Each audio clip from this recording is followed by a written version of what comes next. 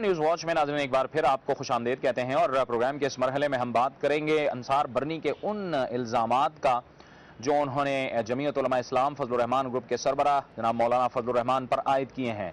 अंसार बरनी कहते हैं कि तमाम यूरोपीय ममालिक और बरतानिया में मौलाना फजलुर रहमान का जो वीज़ा है या उनकी एंट्री है उनको बैन किया जाए। वजह वो ये बताते हैं कि उनके तालिबान से मरासिम हैं, उनसे ताल्लुकात हैं, लिहाजा उनकी वजह से पाकिस्तान को काफ़ी नुकसान हो रहा है और उन पर इल्ज़ामात लगाए। इसके बाद जाहिर है कि मौलाना फजलुर रहमान की जानिब से भी इसके जवाबात सामने आए हैं। मौलाना फजलुर रहमान कहते हैं कि वो अंसार बरनी जैसे इंसान से इस तरह के इल्ज़ामात की तवक्को नहीं रखते। अंसार बरनी क्या कहते हैं, आइए पहले आपको वो सुनवाते हैं। मौलाना फजलुर रहमान के जितने भी बयानात हैं या उनका जो अमल है वो तमाम का तमाम इंसानियत के खिलाफ है। वो नफरतें फैलाते हैं, खुद इकरार करते हैं कि वो तालिबान की सरपरस्ती करते हैं। उनके कई मदरसों पे इल्ज़ामात हैं कि जहाँ से तालिबान बनाए जा रहे हैं, तालिबान पैदा किए जा रहे हैं।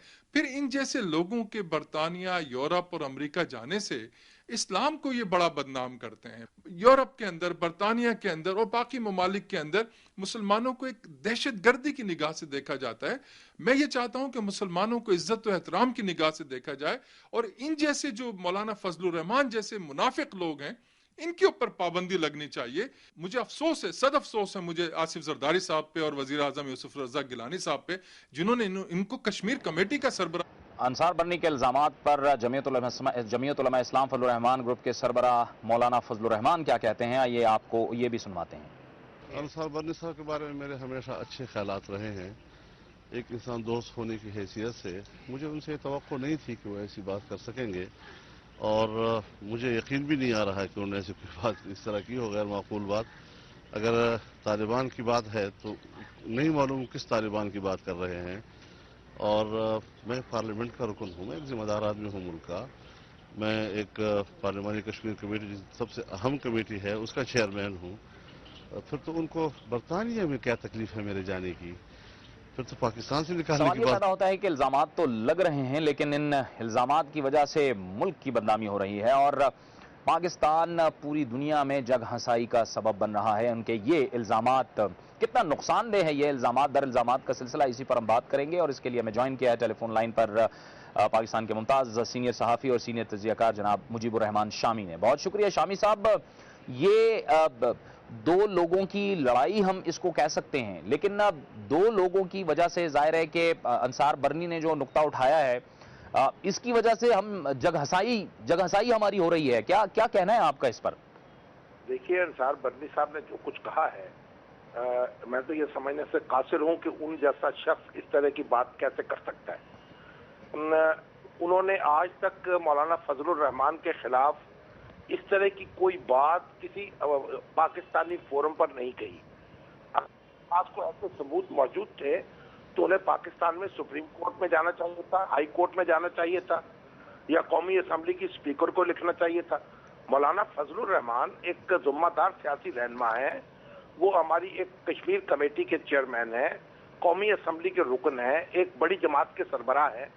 उनके बारे में इस तरह की गुफ्तगू अचानक शुरू करना और वो भी बरतानिया को एड्रेस करते हुए और यूरोप को एड्रेस करते हुए, ये ऐसी बात है जिसकी मजम्मत की जानी चाहिए। अंसार बरनी साहब जितने भी काबिल एहतराम हो, उनको ये हक नहीं पहुंचता कि वो लोगों की इज्जत जो है उसको इस तरह से उससे खेले और उसको दांव पर लगाए। और देखिए बात ये, मौलाना फजलुर रहमान तो उन लोगों में है जो बंदूक उठाने वालों को ये दावत देते हैं कि वोट की ताकत से अपने मामलात को बदलें और हालात को बदलें। वो तो एक मुसलसल कश्मकश में है उन लोगों के साथ और उनको समझाने की कोशिश कर रहे हैं बजा के उनको कहा जाए कि वो बंदूक उठाने वालों के साथ मिले हुए हैं। तो ये बात जो है सोचने की बात है कि उन्होंने ये बात बिना सोचे समझे की है या सोच समझ कर की है। जिस तरह भी की है उन्होंने अपनी शख्सियत को और अपनी जात को भी नुकसान पहुंचाया है और इसका कोई फायदा जो है पाकिस्तान को भी और किसी पाकिस्तानी को नहीं पहुंचा। अच्छा शामी साहब, ये इस तरह के जो किरदार हैं, जैसे कि आपने दुरुस्त फरमाया कि मौलाना फजलुर रहमान साहब जाहिर एक सियासी जमात के सरबराह हैं, उनकी अपना एक सियासी करियर है और वो बार बार ये बात करते हैं कि वोट की ताकत से आए। یہ جو بیان کی ٹائمنگ ہے اس لحاظ سے آپ کیا کہیں گے، اور یہ کون سا ایجنڈا ہے؟ کیونکہ بعض ایسے لوگ ہیں جو اس طرح کا پروپیگنڈا کر کے یا اس طرح کی باتیں کر کے ملک کے امیج کو نقصان پہنچاتے ہیں۔ دیکھیے، ایک شخص جو ہے وہ پاکستان کی کشمیر کمیٹی کا ہے، قومی اسمبلی کی، اس کا چیئرمین ہے۔ اب جو وہ برطانیہ جائے گا تو کشمیر کے بارے میں گفتگو کرے گا، یورپ جائے گا کشمیر کے بارے میں گفتگو کرے گا۔ اس سے تو اس طرح کی بات کر کے تو کشمیر کوس کو نقصان پہنچانے کی کوشش کی گئی ہے، اور ہمیں اپنے کپڑے جو ہیں اپنے اندر دھونے چاہیے، گھر کے اندر۔ اور یہ اس طریقے سے اگر جس شخص کے منہ میں جو بات آئے جب آئے اور وہ کہہ گزرے، میرا خیال ہے کہ یہ ایسی صورتحال نہیں ہے جس کو بآسانی برداشت کیا جائے اور جس پر احتجاج نہ کیا جائے۔ شامی صاحب، اس طرح کے لوگوں کا راستہ کیسے روکا جائے؟ دیکھیں، ہمیں پاکستان، ہم ظاہر ایک مشکل حالات سے گزر رہے ہیں، لیکن بہرحال پاکستان ایک زبردست ملک ہے۔ اس کی جو قوم ہے، پوری قوم ہے، وہ متحد ہے، ہر کرائسس میں وہ اکٹھی ہوتی ہے، اور پاکستان میں بہت بڑا پوٹینشل ہے۔ سوال یہ پیدا ہوتا ہے کہ یہ جو لوگ ہیں ان کا راستہ کیسے روکا جائے؟ دیکھیں جی، ان کا راستہ تو رکا ہوا ہے۔ اگر راستہ رکا ہوا نہ ہوتا تو پھر اس طرح کی بات نہ کرتے۔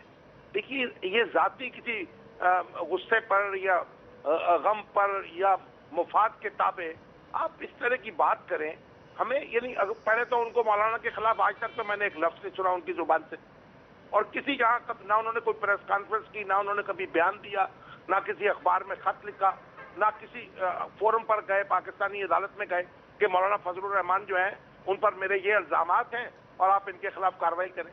تو ہم اس کے بارے میں جب چاہیں اور جو چاہیں کہہ گزرے، یہ جمہوریت نہیں ہے، یہ انارکی ہے، اور اس انارکی کا ہمیں سختی سے سدباب کرنا چاہیے اور اس کے راستے میں رکاوٹ بننا چاہیے۔ بہت بہت شکریہ جناب مجیب الرحمان شامی، سینئر صحافی اور سینئر تجزیہ کار، ہم سے گفتگو کر رہے تھے، اور انہوں نے بڑے دو ٹوک الفاظ میں یہ بات کہی ہے کہ انصار برنی نے جو الزامات مولانا فضل الرحمان پر لگائے ہیں، یہ بات اس لیے بھی بڑی اہم ہے، اس کی گونج دور دور تک سنائی دی گئی ہے کہ مولانا فضل الرحمان کشمیر کمیٹی کے چیئرمین ہیں، وہ باہر جائیں گے، یورپ جائیں گے، لندن جائیں گے، امریکہ جائیں گے، جہاں بھی جائیں گے وہ کشمیر کی بات کریں گے، لہٰذا براہ راست یہ کشمیر کوس کو بھی نقصان پہنچایا گیا ہے۔ ان کا یہ بھی کہنا تھا کہ جو بھی الزامات ہیں، انصار برنی کو چاہیے تھا کہ وہ عدالت میں آتے اور وہ اس بات کو ثابت کرتے کہ مولانا فضل الرحمان کے بارے میں جو انہوں نے کہا ہے یا جو انہوں نے الزامات عائد کیے ہیں وہ یہ ہیں۔ وقت ہوا چاہتا ہے ہمارے اس پروگرام میں بریک کا، اور بریک کے بعد ہمارے اس پروگرام کا سلسلہ جاری رہے گا۔